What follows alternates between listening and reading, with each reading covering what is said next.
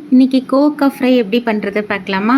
வாணலியில் வந்து எண்ணெய் விட்டுருக்கேன். எண்ணெய் விட்டு காஞ்சோடனே கடுகு, உளுத்தம்பருப்பு, கடலப்பருப்பு தாளிச்சிருக்கேன். அது நல்லா பொரிஞ்சோடனே பெருங்காயம் ஆட் பண்ணியிருக்கேன். ஸோ பெருங்காயம் அதுக்கப்புறம் வந்து எல்லாமே பொரிஞ்செடுத்து கருவேப்பிலை ஆட் பண்ணிவிட்டு ஒரு வதக்கிட்டு கோவக்காவை வந்து நீட்டாக கட் பண்ணி வச்சுருக்கேன். ரவுண்டாக கட் பண்ணல, ஏன்னா நான் இன்றைக்கி பொடி போட்டு கறந்து பண்ண போகிறேன். அதனால் நீட்டாக கட் பண்ணியிருக்கேன். ஸோ பொடி போட்டு பண்ணும்போது எப்போவுமே கோவக்காவை நீட்டாக கட் பண்ணால் ரொம்ப நல்லாயிருக்கும். ஸோ கட் பண்ண கோவக்காவை அந்த எண்ணெயில் சேர்த்தாச்சு. சேர்த்துட்டு நல்லா எண்ணெய் கோட் பண்ணுற வரைக்கும் நல்லா வதக்கணும். கோவக்காவை எப்போவுமே வந்து நல்லா ஃப்ரை பண்ணால் தான் நல்லாயிருக்கும். சும்மா அப்படியே எடுத்துட்டால் நல்லா இருக்காது. அதனால நான் கோவக்காவை எப்போவுமே நல்லா ஃப்ரை பண்ணுவேன்.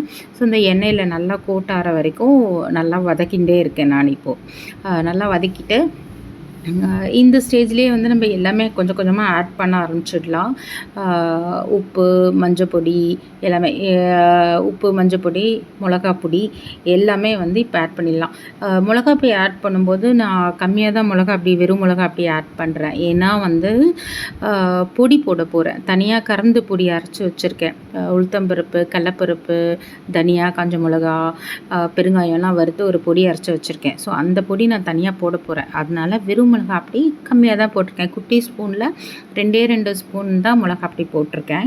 ஸோ இந்த மிளகாப்பொடி போட்டு நல்லா இதை நல்லா ஃப்ரை பண்ணிகிட்டே இருக்கணும். ஃப்ரை பண்ணி முடிச்சிட்டோம் அப்படின்னா மூடி போட்டு இதை நல்லா வேக விடணும். இதில் வந்து நம்ம தண்ணிலாம் தெளிக்க வேண்டாம். ஏன்னா இதை நல்லா நம்ம ஃப்ரை பண்ண போகிறதுனால தண்ணி தெளிக்க வேண்டாம். நம்ம எண்ணெய் ஃபஸ்ட்டு ஸ்டார்டிங்கில் குத்திருக்கோம்ல, அதுலேயே வந்து கோவக்காய் நல்லாவே வெந்துடும்.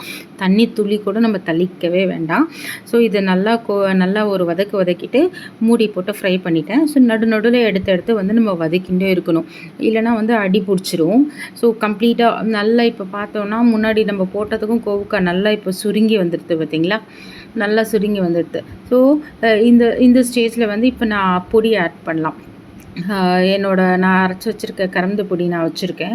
ஸோ அது வந்து கொஞ்சம் நிறையவே ஆட் பண்ண போகிறேன். அப்போ தான் நல்லா கருக்கு முறுக்குன்னு வாயில் சாப்பிடும்போது நல்லாயிருக்கும். ஸோ இப்போ பொடின்னு வந்து இந்த குட்டி ஸ்பூனால் ஒரு 4-5 ஸ்பூன் நான் இப்போ போட போகிறேன். நான் அரைச்சி வச்ச பொடியை.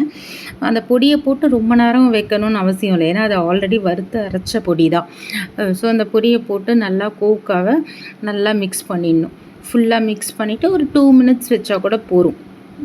நல்லா ஃப்ரை ஆகிடும் கோவக்காய். பாருங்கள், இப்போ நல்லா பொடி ஆட் பண்ணின்னு இருக்கேன். நல்லா இப்போ ஒரு மிக்ஸ் கொடுத்துட்டேன் அப்படின்னா முடிஞ்சுது. ஆல்மோஸ்ட் வந்து கறந்து ரெடி ஆகிடுது. அவ்வளோதான். நல்லா மிக்ஸ் பண்ணி முடிச்சிட்டோம் அப்படின்னாலே ரெடி. கோவக்காய் ஃப்ரை ரெடி ஆகிடுது. நல்லா ஃப்ரை ஆகிருக்கு பாருங்கள். நம்ம தண்ணி துளி கூட தெளிக்கவே இல்லை. ஆனால் வந்து நல்லா ஃப்ரை ஆகிடும். சூப்பராக இருக்கும். இது வந்து ரசம் சாதத்துக்கெலாம் தொட்டுன்னு சாப்பிட்றதுக்கெலாம் அவ்வளோ சூப்பராக இருக்கும் இந்த கோவக்காய். கண்டிப்பாக ட்ரை பண்ணி பாருங்கள். Okay, bye-bye.